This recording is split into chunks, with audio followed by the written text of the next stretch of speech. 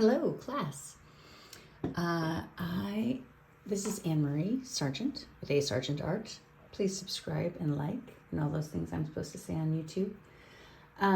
But really, this is from my class on Bainbridge Island, and by the time I provide this to you, we will have already tried to paint this, and this is my first attempt to make this scene work. So after you've given it a try in class and we've talked about it, I think the video will make more sense and we'll give you an opportunity to give it another try if you want. Okay, so the first thing I have, of course, is paints. I have my cool and warm cups of water, which are off screen because I can't get everything on screen, but I will bring them to you when you need to see things. I grabbed kind of a variety of brushes. I have this quill brush, which I think is an O/2. I don't know how to say that. Oh, it's a 0. It's a 0. This is a round 10. These might look very similar, but actually they hold water and absorb differently. But I do like this one when I'm painting on top of paint because the water is more controlled. I have a rigger, which helps me just kind of make some marks and stuff. I have a number 3 round, which is a smaller, stiffer brush. And then I have this dagger, and I like him because he's very floppy and he will help me make some interesting marks.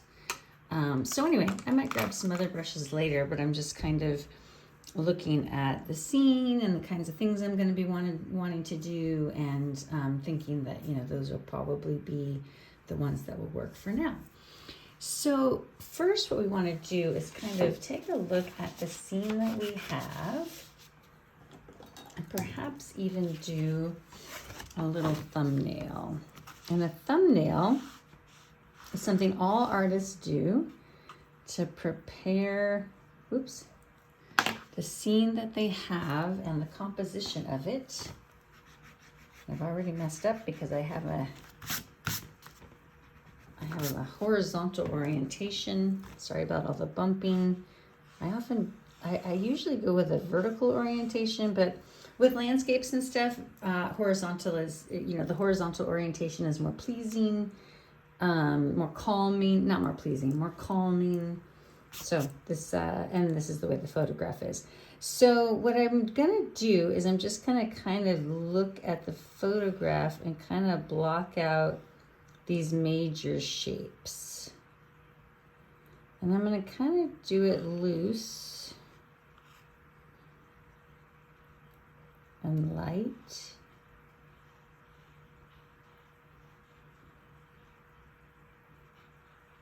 As Teresa said, what's cool, one of the things that's really cool about this is all of the white space.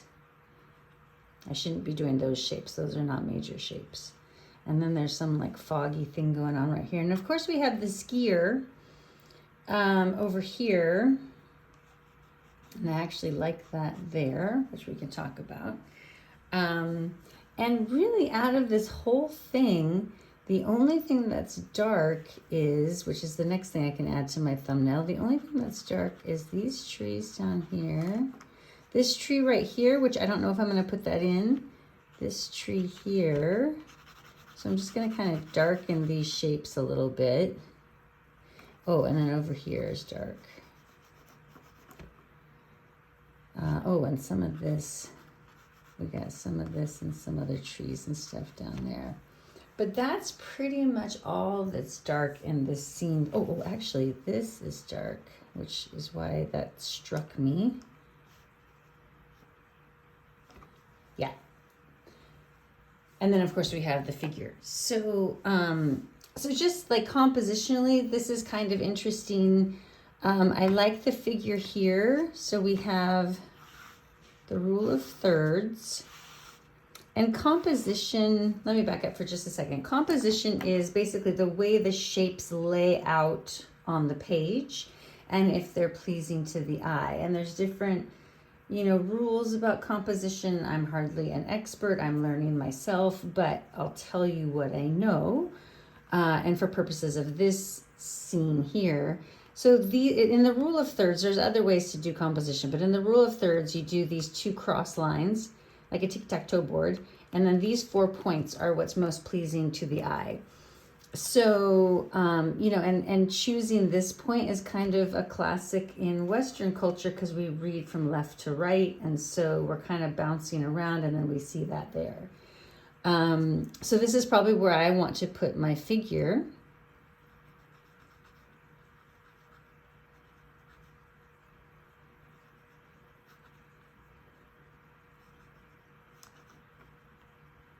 His head's a little bigger because he's wearing a backpack. Oh, and his legs always need to be longer. Okay, so something like that. Now you can see that I just kind of scribbled that out based on the shapes of the body.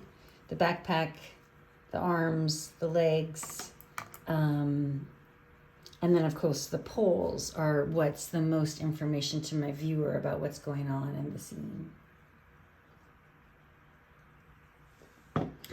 Now there's a few other things I like about this. I like compositionally, I like these jagged points coming back in because as my viewer's eye kind of spins around and keeps moving to the right, this, you know, if I kind of accentuate this or make it interesting, this kind of draws the eye in and then bounces it back, especially if I do something kind of interesting here or something interesting in the sky. You know, also we have some shapes in the sky, like this blue streak right here, which, you know, maybe is very light, but not as light as the snow or the clouds.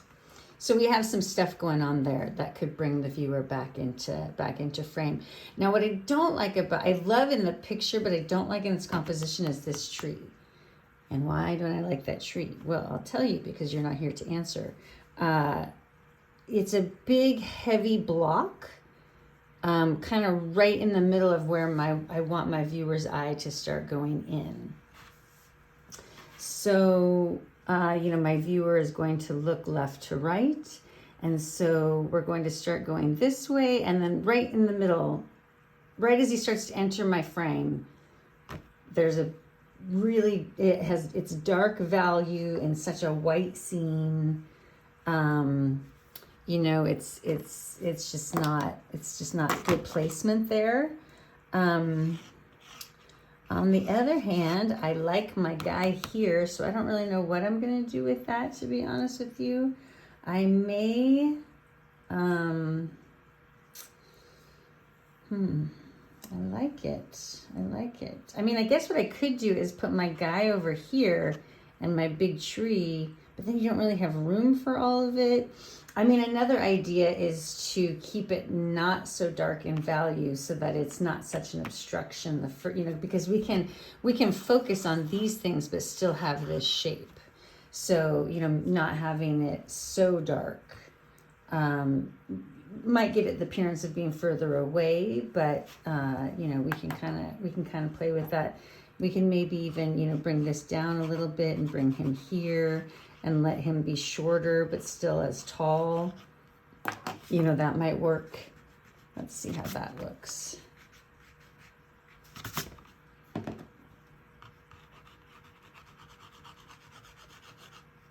I mean, that could work, but we have to make that much steeper so that he's still behind this this ledge here.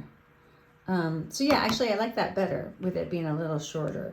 So at least my viewer can he can ride the train. I'm sorry I keep saying he or she or they or whomever could keep riding the train of this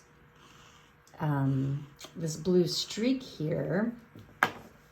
But I mean, essentially what I want you to notice is that this is just all shapes. It's just shapes that we're playing with and moving around. You know, once we understand more about the rules of composition and where things should be placed and how we want things to kick us back in but not block us, where we want the focal point. Now, you might decide, here's the other thing, you might decide that the focal point is the tree. You don't care about this guy at all. First of all, leave him out. If you're I really like it because first of all, I'm comfortable that I can paint shapes enough that I can make it look like a skier.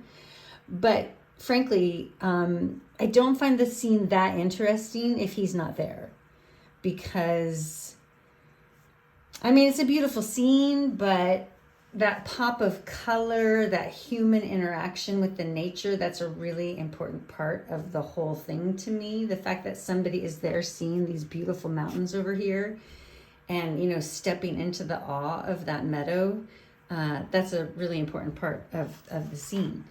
But you could also, again, leave him out, make him lighter, make this darker, maybe switch him, you know, whatever you are drawn to in the picture, that's what's important for this process.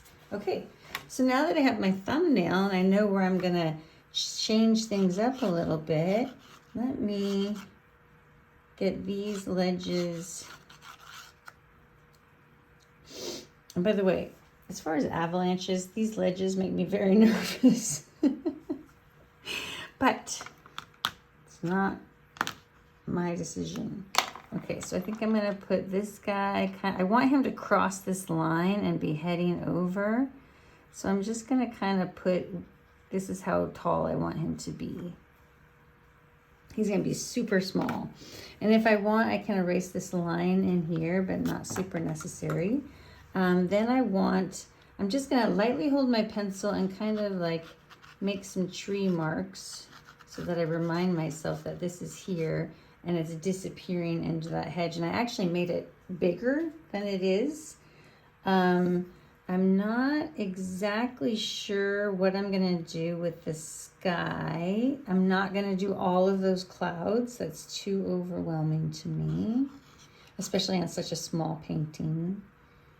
And then we have this thing, which is very important. So I'm going to mark it off a little bit. And I'm going to skip that tree in the middle because he's just kind of blocking the mountain. And then I'm going to remember that I want some of this stuff down here. And I think I'm going to skip that hillside. I'm just going to remind myself that there's like a meadow of trees down here. Okay. Unless we want this video to be an hour long, we gotta get rolling. Okay, I'm spritzing all of my colors, and I'm gonna start with the sky. And such an amazing blue sky. I'm going to get some mostly cerulean, but don't worry about the colors, just use whatever colors you have. You know, if you're using a blue that doesn't look like a sky, add a little drop of orange. See if you can tame it down a little bit.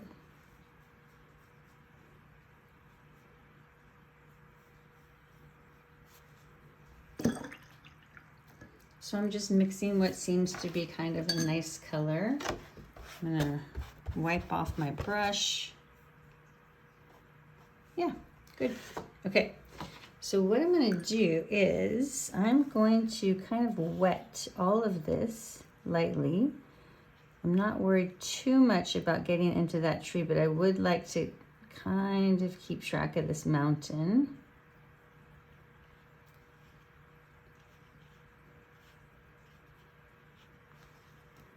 And obviously the storminess is kind of like, you know, part of what's going on. I don't need to worry about that tree because this paint is lighter, and so it will,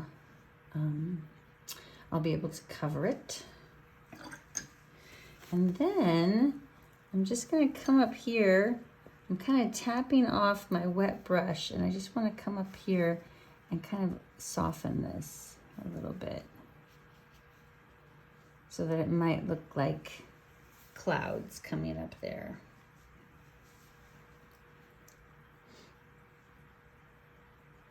And you know, I kind of like that the way it is. I don't know that I want to do too much more to that right now. I may decide as I probably will decide as I complete more of the painting that isn't enough.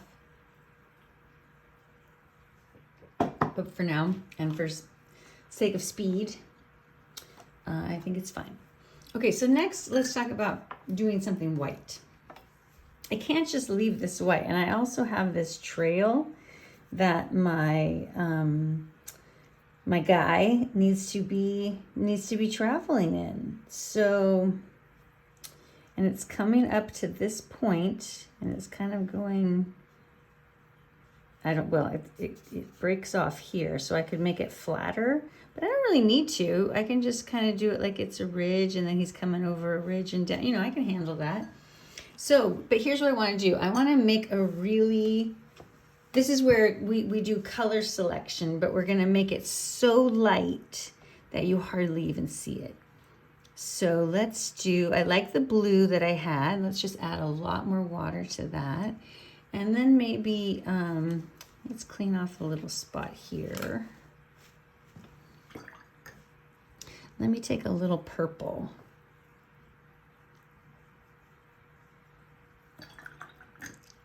And then last but not least, I would like to have a little bit of pink.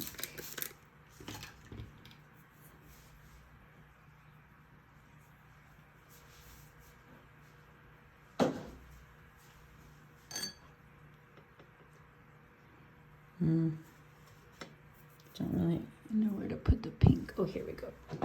Here's a little pink. Let's use this. I just want to keep it clean, but I also want to keep it in the frame.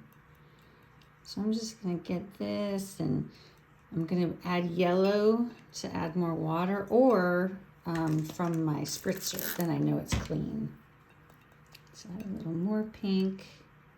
Okay, now these are going to be super watery, but this is a really good time to test because I need them to just give like the slightest hint that there's color happening there. Now this looks pretty dark pooled up, but look what happens when I lift it. You can hardly even tell. So I may need a little more pink, a little more pigment. Don't forget that it will dry a little lighter, so that's a little better. And then let's see if I've added enough water to my blue. Yeah, that's plenty. And to my purple, and I don't mind a little gray, so let's get a little gray here. Just don't want it to be all gray. That's pretty dark. So let's add a little more water. Oh man, the sun's coming in again. Sorry about that. Got all distracted painting, I didn't notice. So one thing I see is like down here, it's darker on this edge here. So I'm just gonna make this wet and wet and drop some of all of these colors that I've made. And I'm just touching them. I'm not wetting my brush. I'm just touching them in. And maybe I want to blend them just a little and pick up some of the extra. So to do that, I'm drying off my brush, and I can also tilt it. There's some drops there that need to come off.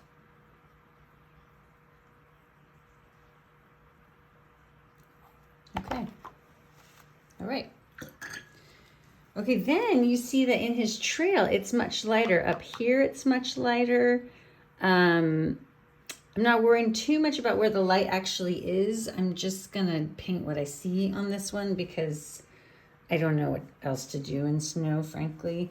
But I need this line to dry, partly because I want to erase that pencil, but also because I need a hard line here because that's where the snow is going. Now I also forgot that I need part of my trail. Let's see here. Here will be my trail, but then let's lift. And I'm just squeezing out the brush and lifting paint here to make the rest of the trail. And you'll notice that there's like spots where his pole was. So let's lift a couple of those too. You know, and I don't know if this is gonna be able to be seen. I don't know if this is too subtle. But I see it now. And this is the kind of thing where you might kind of like keep an eye on it while it's drying and make sure that the paint doesn't come back in. But we can also accentuate that later. We have some tricks for that. Okay, so while that's doing its thing, I'm gonna get this rigger brush. And I'm going to get some Perylene Green, which is a really nice, if you like painting like landscapes and Northwest stuff, Perylene Green is a must-have color because it's the right richness of green. If you don't have Perylene Green, you can use green with like a darker brown, an indigo. You know, you can do other things, but I just wasn't satisfied till I got the Perylene Green, and I really love to like hike and camp and be outside, so that was just a really important color to me. So much so that it ended up in this palette. So, but I can also get some blue. As you can see, I'm just kind of adding different colors here. And I'm gonna do part of this tree. So I'm gonna take this dagger, but you don't need to use this dagger. Don't worry if you don't have this brush. But what I'm liking is it has this nice point, and I can come in at the top, and the sky's, well, actually, let's not do it in the sky just yet, in case I'm wrong about how dry the sky is. And so I'm holding my brush pretty, actually, if I was not taping, well, I can do this, actually. I would hold it, I would pick it up, because it's kind of nice when it bounces around. Like, it kind of looks really natural when you get the paper bouncing around a little bit. And so the main thing I want to do is it's darker in the center, and it gets wider as it goes down. And as you can see, I'm not doing this very well in terms of the fullness, because my tendency is to go over full and then I've ruined it. So I'm gonna do lighter, meaning more white, more kind of dots and dashes, until I'm more comfortable that I have filled it in the right way. And you probably couldn't see because I picked up my brush, but I am going in here and just getting different colors of paint. You know, maybe a dab of blue, and keep dabbing. And a dab of brown, and keep dabbing. And I'm trying to save this line. In fact, you could put a piece of tape there so that you don't go over that line, because that hard ridge is a very attractive part of the picture to me. But I also don't want it to look like I've just gone up to the ridge and stopped, you know? You want it to look like it's really, it's natural. Now, that's a beautiful tree, but I do notice that some of them are like, let's come in here and get a little, maybe even a little this lighter green, because now we're kind of like it's out in the sun a little bit. And some of these are a little longer, and some are kind of doing weird things. Okay. I'm pretty satisfied with that tree. I'm satisfied with the,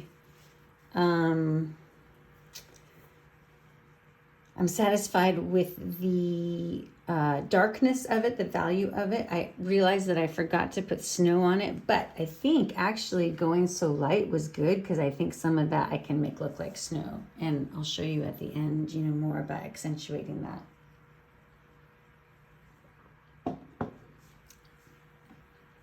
Okay, then the next thing I have is trees in the background, but those are very snow dusted and very small. So I actually am going to take, I don't know where it is. Let's just keep going.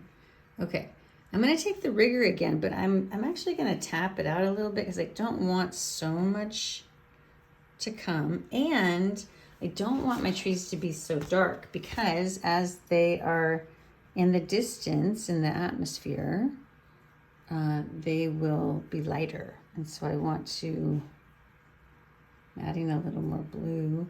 The atmosphere also blues out objects in the back.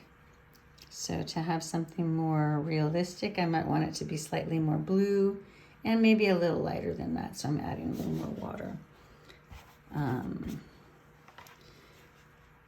That was just me rubbing off paint, so I don't have so much paint to deal with. Okay, so way down here in this valley, we have, how can I describe these shapes? I mean, it's just kind of like, the thing about these shapes, and actually it can be helpful sometimes to turn it upside down because then I can hit this line a little better. I'm still going to try to get different colors.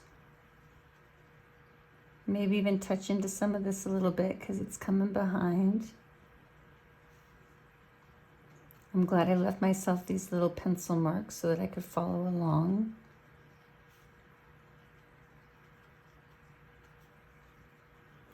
Let's get some different colors to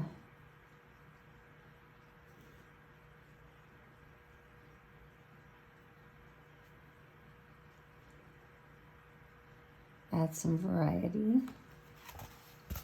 Okay. Oh, I like that. Okay, but what I need to do now is I need to kind of make it look a little fuller on the bottom. So maybe I'm just going to add some dots. I still want it to look like it's kind of, you know, pointy on the top. And this is a good place to just, you know, dip into different colors. And you see, all I really needed of this was the point. So it's fine if you don't have a dagger. Although, if you're a brush hound like I am, you might want to get one. They're kind of interesting. Okay, whew, that was a little dicey. I saw that I was kind of getting a little ridge here, so I decided just to go with it because who knows, maybe that's what's really happening. So that's kind of good for that. And then the last thing I see that I want to do that I can hit before the, just to give that line a little more time to dry, is this back here. Ah, there's dog hair on this. No way. Ah. Now the angle of this is very important. This is a very severe angle.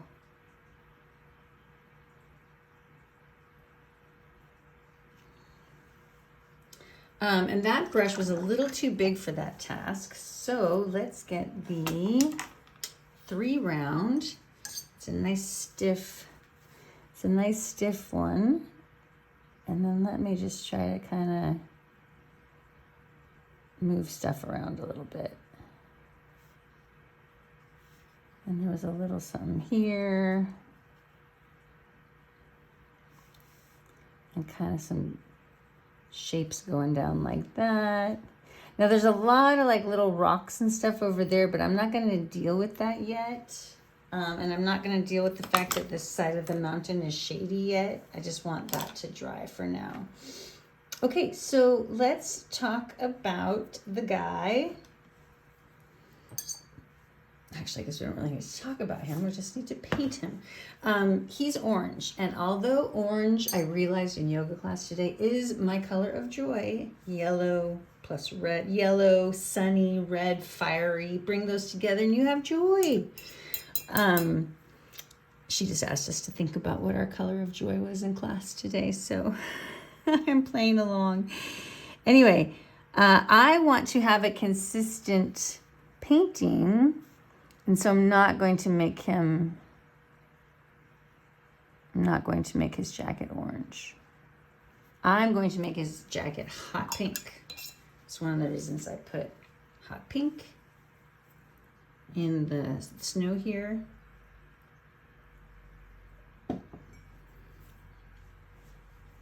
So now that needs to dry before I touch it, but I could do the backpack right now.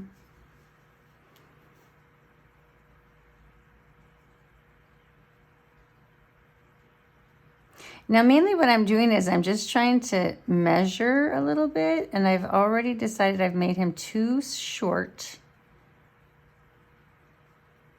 But that's okay. I'll try to make it work. So his pants, those can just be like a brown. I've already used brown. You know, anytime you add a neutral, that's okay. I'll even add a little. I need to spritz again. Everything's getting dry. You'll notice in the wintertime here in the Northwest with heat on that your paints will dry out even faster than in the, well, not faster than in the sun in the summertime, but I find faster than they dry out inside in the summertime. Let's see, what do I think about this color? I think I might need a little bit of red. Whoa, too much red. Okay, so let's start over a little bit. I've pulled out a little bit of purple. I'm gonna put in a little more brown. That was kind of more what I was going for. Okay, so now let's do some legs. Now to show that they're walking forward, make one leg shorter than the other.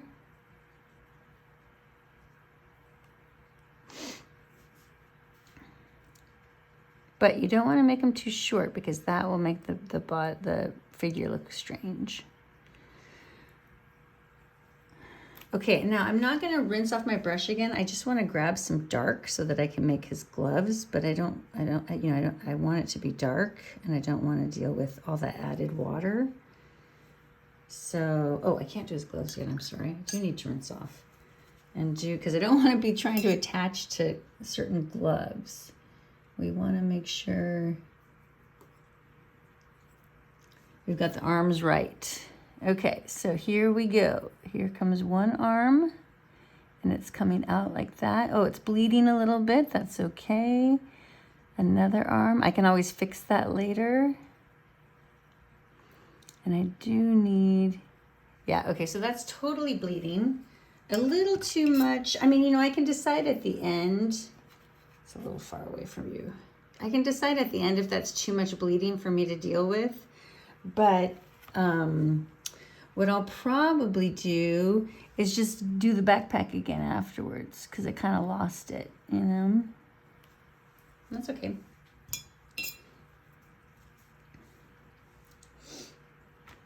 All right, so I do want to keep this nice trail here. Now I have kind of lost that trail, but we can get it back with a little gouache later. But I still need some black boots and black hands and his poles. The poles I'll probably do with ink because no reason to try to deal with that with a brush. Brushes are too wiggly and I'll have it'll be harder to, that's such an important line that I'll probably just do it with a pen. So I need some snow here. And this is the last thing that I think I'm going to do on this video, but I want to show you again, like what do we do about adding the illusion of color in the snow? And, oh, actually, you know what I'm going to do? Let's get our candles. Now that we have our figure placed, let's get our candles. I'm not going to do the trail with the candle because that I can handle. The only thing I'm going to do is these little dots. I just want some dots and dashes. I probably should have done the trail in pencil so I could see where it was, but I think once I paint, I'll see, the trail is, behind him. And so then again, I'm now getting, I actually want to keep this whole area white. I just want a little color here. That's too wet, so I can't erase it. And I'm just going to keep going. But I just want a little bit of color against this. And I do not want to touch. In fact, I could leave that pencil exposed and then erase it later.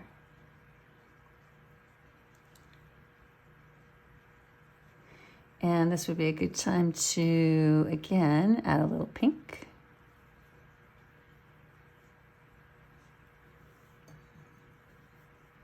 And then I'm just going to take some water, even some bluish water. Can kind of give the appearance that there's something going on there. Oh, I forgot that I was going to keep this. I forgot I was going to keep this white. So I'm just going to take this relatively clean Kleenex and lift that out. Oh, there goes his legs. Oops.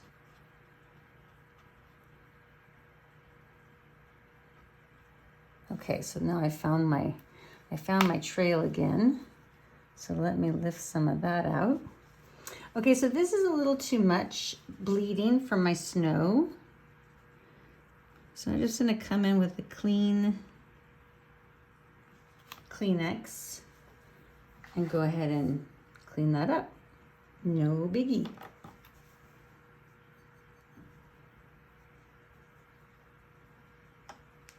And maybe I'll drop just a little bit more color in a couple places. But again, I don't want to forget this highlight here.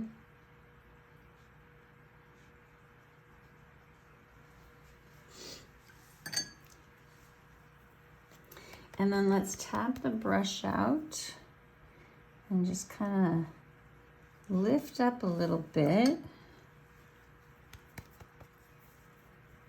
And then soften around there. Now I've squeezed the brush out and I'm going to kind of clean that up.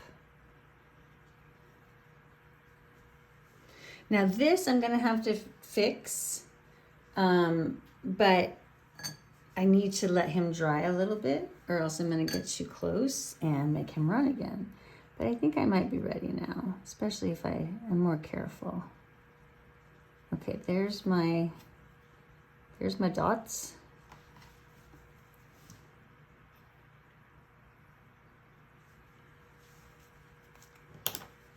Okay, I'm losing my trail a little bit, so I'm just gonna build a little thing here with a little drawing tool with my Kleenex and just kind of clean that out again.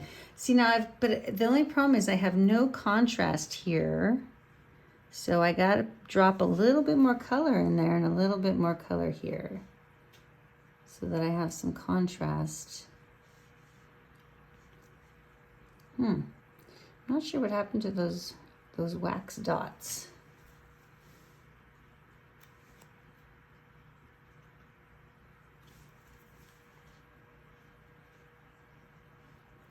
Oh, there they are. That's weird. Oh, you know what it is? I had so much water on them that it was kind of puddling over them. So what I need is less water, more pigment, so we can actually see them a little bit. And if I really can't see them, then I can go in later and do the gouache. That's another issue or another stage.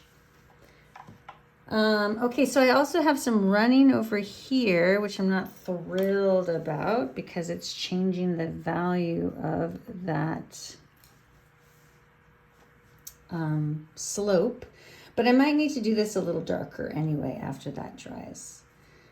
But for now, let's put in some boots.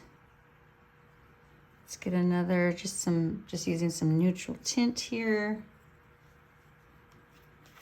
Let's see how dark it is. Whoa, not dark at all, and still has perylene green on it. There we go, a little better. Let's add some blue. Okay, good, that's like inky. Inky, just the way we like it. Okay, so I'm gonna give him a hand. I give him another hand.